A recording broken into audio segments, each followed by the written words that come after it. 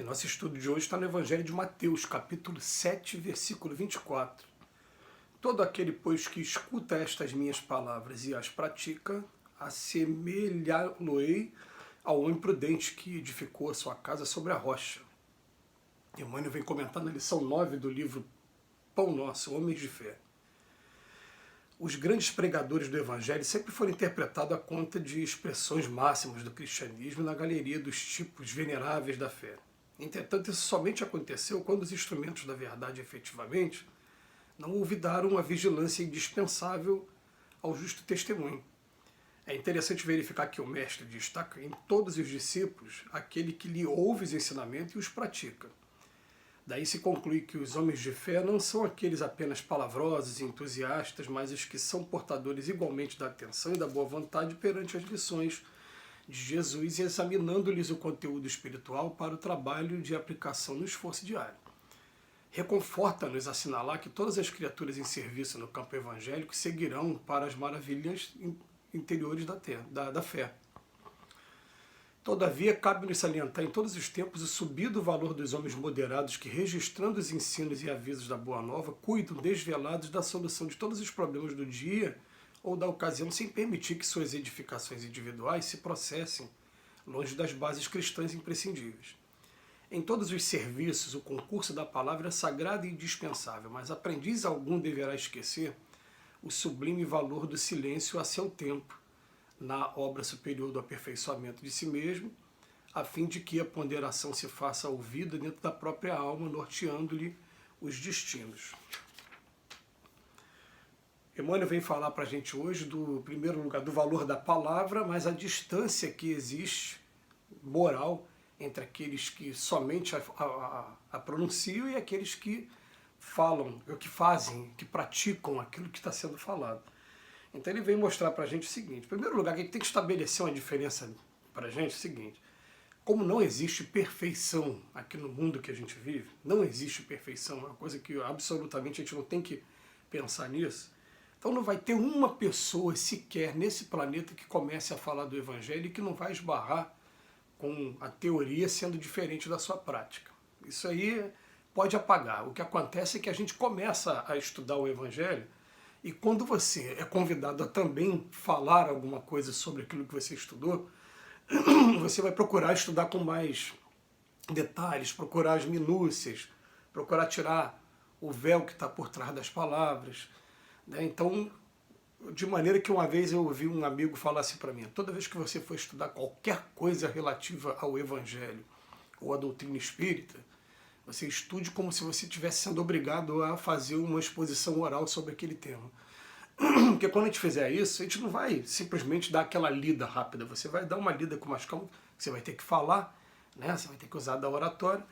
E aí o que acontece? A gente começa a usar da oratória com coisas que a gente ainda não consegue fazer, a gente ainda tem muita dificuldade com perdão, todo mundo ainda tem uma dose muito grande de egoísmo, de vaidade, de orgulho aqui na Terra. E o que acontece, né? A gente tem que entender que isso faz parte de um processo natural para não esbarrar no que aconteceu ano passado com uma familiar nossa aí, que ela falando assim, ela é de outra religião, ela é protestante. Ela falou: hoje eu fui chamada para falar na igreja, mas falar desse assunto eu não falo, eu prefiro falar desse outro assunto aqui. Eu perguntei por quê. Ela falou: porque esse aqui eu não faço, eu não pratico, como é que eu vou falar sobre uma coisa que eu não pratico? Né? Aí eu falei: então você só vai falar sobre aquilo que você pratica mesmo, de verdade? Porque o que acontece é, a espiritualidade ela fica convidando a gente o tempo todo a estudar aquilo que é deficiência na gente. Então eu até falei: não faça isso de jeito nenhum. Você tem que aprender a estudar aquilo, que é falar sobre esses assuntos, porque conforme você vai estudando e vai falando, a tua voz da consciência grava e daqui a pouco você vai começar a estar sendo encorajado a praticar também.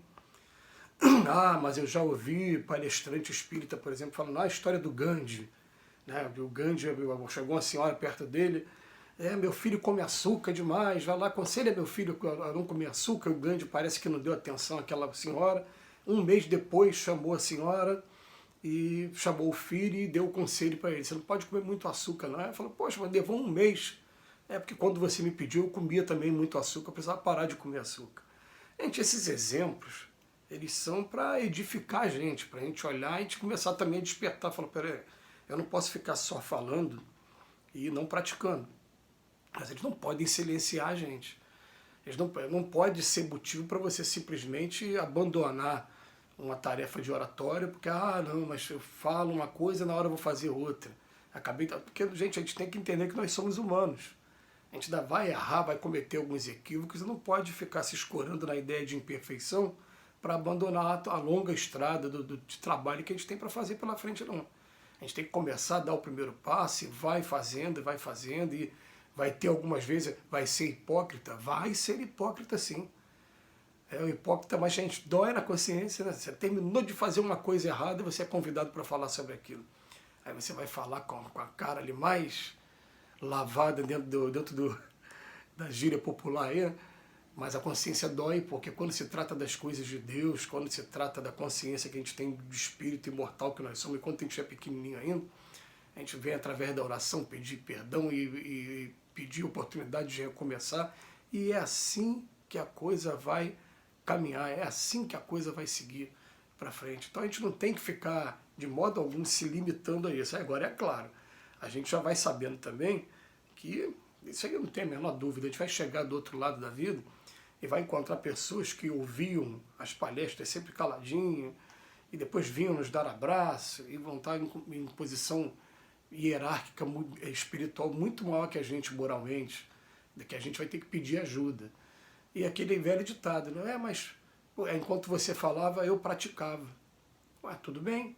E é assim mesmo que funciona. Agora é o seguinte, né? A gente estava falando e aquela pessoa estava ouvindo e praticando o que a gente estava falando.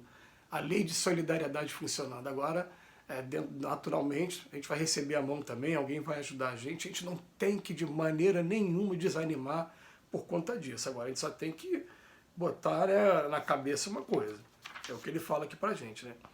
Em todos os serviços, o concurso da palavra é sagrado e dispensável, mas aprendiz algum deverá esquecer o sublime valor do silêncio a seu tempo, na obra superior do aperfeiçoamento de si mesmo.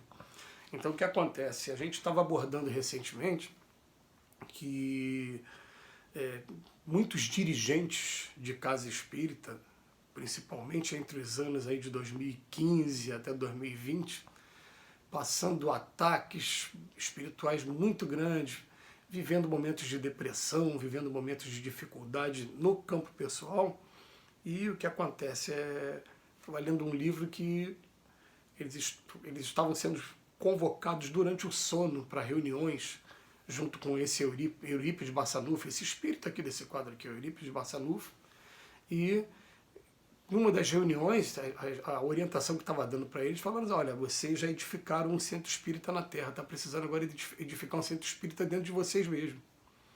Então chegou o momento agora de vocês dedicarem a vocês mesmos, vocês se dedicarem mais agora a vocês do que a instituição, porque a instituição vai precisar de vocês mais equilibrados, né, mais edificados no bem. Então chega um momento que todo mundo, né, a gente precisa, em primeiro lugar, sair dessa inércia, dessas garras, dessas raízes que puxam a gente ainda para o homem inferior, para o homem ainda primitivo, o que não está evoluído ainda. A gente precisa sair dessas raízes. Saiu dessas raízes, um dos trabalhos é o trabalho da oratória. A oratória, seja ela através de cursos, seja ela através de palestras, seja ela através de atendimento fraterno, orientações, seja aonde for. Estou falando que a gente às vezes vai fazer, às vezes a gente faz toda semana, né? Vai na casa das pessoas para fazer culto no lar na casa das pessoas, para dar passe na casa das pessoas. É oratória. Naquele momento ali, eu não pratico isso ainda, não, mas eu vou ler de novo, vou explicar como deve ser explicado e vou me dar aqui o puxão de orelha, porque eu falo aqui, o primeiro ouvido que ouve é o meu mesmo, é o que está mais perto, olha a distância só. Né? Então a gente fala, vai aprendendo, não pode deixar de falar, não pode deixar de praticar. Senão o próprio mestre falava, ouviram um momento na lição de Jesus, lá no Evangelho, fala assim, ir de pregar, mas só pregue aquilo que você já sabe fazer. Gente, ninguém ia fazer nada. Na Terra ninguém ia fazer nada. A gente tem que se propor mesmo a ser um trabalhador a partir de agora, a entender que Jesus é a nossa meta, é o nosso foco, é o nosso mestre, é o nosso amigo, e a partir daí, mãos à obra, vamos no trabalho de retificação de nós mesmos. Que Jesus nos abençoe hoje e sempre.